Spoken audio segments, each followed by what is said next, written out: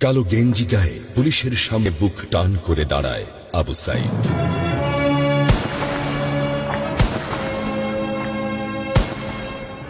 Police তাকে রক্ষা করার বদলে গুলি করে।